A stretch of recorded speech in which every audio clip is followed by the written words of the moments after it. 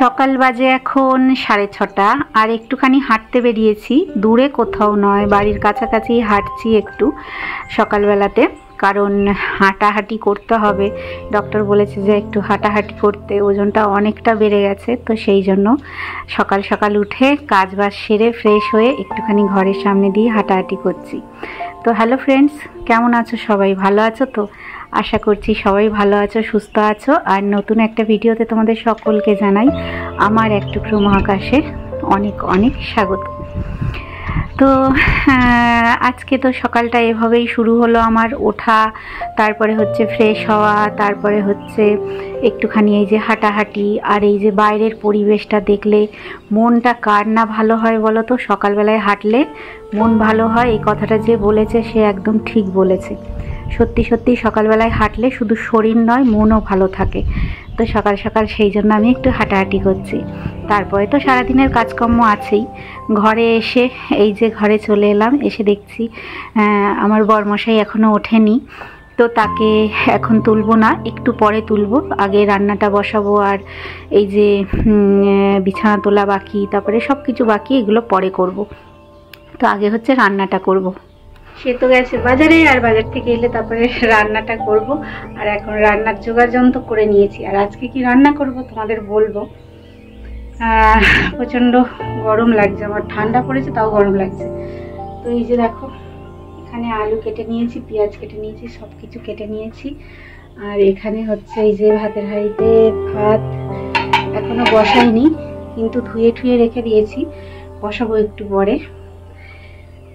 কথা বলতে গেলে এত হাঁপাই যে আর বলার নয়। তো চলো, তোমাদের দাদা গেছে বাজারে, সে আসুক, আর এলে তারপরে রান্নাটা চাপাবো আমি। তোমাদের দাদা দেখো বাজার থেকে কত সবজি নিয়ে এসছে, শসা, লেবু, করলা, এদিকে লঙ্কা, টমেটো, লাউ শাক, ধনে পাতা, অনেক কিছু নিয়ে এসছে। তার সাথে সাথে মাছও নিয়ে এসছে, এবং তার সাথে সাথে আরও একটা স্পেশাল জিনিসও এনেছে। তো বলছি, তার আগে দেখো এই যে আমি ব্রেডটাকে একটু টোস্ট করে নিচ্ছি, কারণ আজকে না আমার খুব জ্যাম বাটার খেতে ইচ্ছে করছে। তো জ্যাম লাগিয়ে, জ্যাম বাটার না সরি, জ্যাম দিয়ে ব্রেড খেতে ইচ্ছে করছে, তো জ্যাম লাগিয়ে ব্রেড খাবো। আর এখানেই যে মশলাটা কষাচ্ছি কেন বলো তো? এই যে কুকারে কি আছে, কুকারে আছে হচ্ছে মাটন। আজকে হচ্ছে মাটন রান্না করব। রবিবারের তোলা ভিডিওটা ছিল যার জন্য। আর উচ্ছে আলু ভাতে দিয়েছি আজকে, বাস এরকমই সিম্পল রান্না বান্না করব, বেশি কিছু করব না, কারণ বেশি করলে তোমাদের দাদা খেতে চায় না। আর এখানে দেখো মাংসগুলো তুলে আমি কষাতে দিয়ে দিয়েছি। আর হচ্ছে যে মাংসের যে সেদ্ধ করা জলটা আছে, সেটা আমি পরে এটা ইউজ করব মাংসতে, কারণ তোমাদের দাদা বলেছে মাংস যদি সেদ্ধ না হয় আমি কিন্তু খাবো না, কারণ সে একটু বেশি ভালো করে মাংস সেদ্ধ করলে খেতে পছন্দ করে না, হলে ওই যে প্রবলেম, দাঁতের মধ্যে ঢুকে যায়, সেইটাই হচ্ছে তার মেন সমস্যা। সেই জন্য মাংসকে খুব ভালো করে নরম করতে হবে। তো সেই জন্য আমি কুকারে আগে একটু সিটি দিয়ে 50% সেদ্ধ করে নিয়েছি, তারপরে হচ্ছে রান্না করে আবার কুকারে দেবো, তখন আর 50% সেদ্ধ করে নেবো, তাহলেই হয়ে যাবে। তো অনেকদিন পর বলা ভুল, আমার বন্ধু এলো কিছুদিন আগে, গত সপ্তাহেই তো, হ্যাঁ তখনও কিন্তু মাটন করেছিলাম।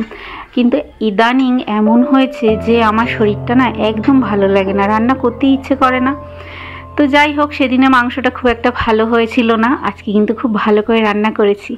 আর তারপরে এখানে স্নান টান করে আমি বসে আছি, আর এখানে আমার মা মানে শাশুড়ি মা এখানে হচ্ছে সেই চাচ্ছে গো, সেই নারকেলের যে পাতা হয়, নারকেল পাতাগুলো চাচ্ছে, এখান থেকে কাঠি বেরোবে, সেগুলো দিয়ে উঠোন ঝাড় দেওয়া যাবে, নানান রকম ঘরে ঝাড়ু মারার কাজে এগুলো ইউজ করা যাবে। তোমরা সবাই জানো যে এগুলো দিয়ে কাঠি বার করতে হয়, করে তারপরে এগুলো ঝাড় দেওয়ার কাজে লাগে। আর এদিকটা দেখো, আকাশটা পুরো পরিষ্কার, কি সুন্দর লাগছে না বলো? আর আমি এখানে চুপটি করে বসে বসে মায়ের কাজ দেখছি, আর এখানে বসে আছি। এই খাওয়া দাওয়া তারপরে আছেই, খাওয়া দাওয়া করবো, করে তারপরে একটুখানি শোবো, না শুলে আবার ভালো লাগে না। তো খাওয়া দাওয়া করে শুয়ে আবার দেখা হচ্ছে। তো একদম বিকেলবেলায় আবার চলে এলাম তোমাদের সামনে, ঘুম থেকে উঠে পড়েছি, উঠে একটুখানি বাইরে এলাম, বাইরে এসে একটু হাঁটাহাঁটি করছি, একটু বসবো। গলিতে অনেক বাচ্চা আছে জানো তো, তারা এখনও কিন্তু ওঠেনি, আমি একা উঠে পড়েছি, উঠে একটু হাঁটাহাঁটি করছি, তারপরে দেখা যাক। তারপরে হচ্ছে এই যে আমাদের এখানে আগে না একটাও বিড়াল ছিল না, এখন একটা বিড়ালে বাচ্চা দিয়ে অনেকগুলো বিড়াল হয়ে গেছে। এই যে হচ্ছে সেই মা যার বাচ্চাটা ছুটে পালালো। তো এই হচ্ছে অবস্থা, অনেক বিড়াল হয়ে গেছে, এখন বিড়ালের আমদানি প্রচুর এখানে। তো যাই হোক, বসেই আছি একা একা, কেউ তো নেই, কোনো বাচ্চাও খেলছে না, কি আর করা যাবে বলো। আর তাছাড়া আজকে দুপুরবেলা ঘুমটা ভালো হয়নি, সেই জন্য তাড়াতাড়ি উঠে পড়েছি। আর উঠে পড়েই তো এই অবস্থা, একা একা ঘুরছি, আর কি করব। এই তো হচ্ছে, এ তো পপো সিজে আছে শট মারতে, এবার আবার মারো। এই যে চলে এলো বল।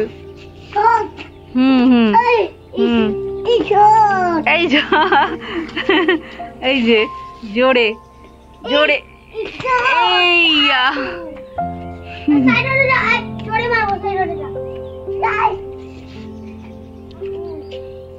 জোরে মারলে আদি গিয়ে নিয়ে আসবি বল।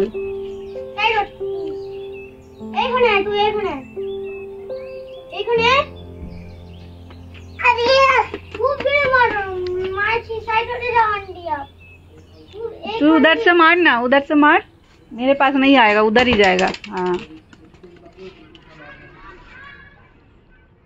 जा अब लेके आ।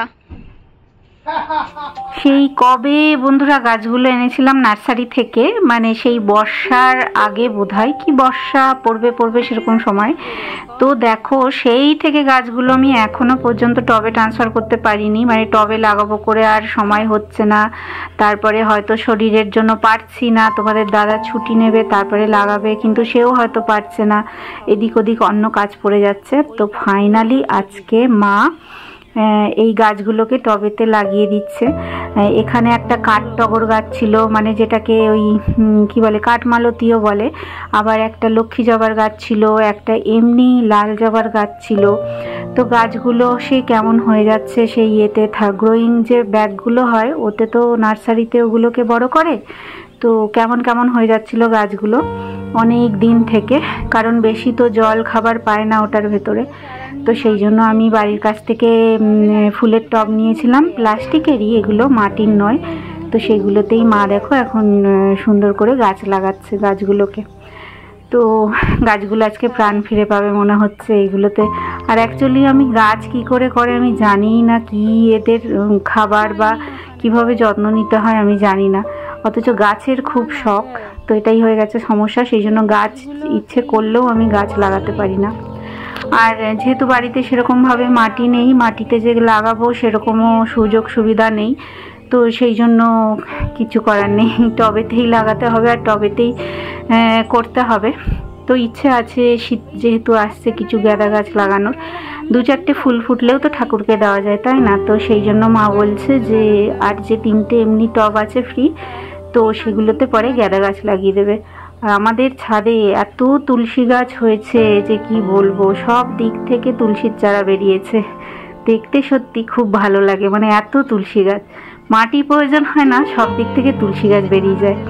আর তারপরে হচ্ছে একটা বড় গাছ আছে, সেটা হচ্ছে কাঞ্চন ফুলের গাছ, সেটাও দেখো বস্তার মধ্যে ছিল, এবার বস্তা তো পচে গেছে, সেই জন্য গাছটা শুকিয়ে যাচ্ছে, জল দেওয়া যাচ্ছে না। তো মা এখান থেকে এই যে সেই সবজি রাখার যে কি বলে এগুলো, ওটার মধ্যে এই গাছটাকেও বসিয়ে দিয়েছে। তো ফাইনালি আমার কার্যসিদ্ধি হলো এতদিন পর, আমার খুব ভালো লাগছে যে এই কাজটা হলো আজকে ফাইনালি, তো সত্যি খুব ভালো লাগছে।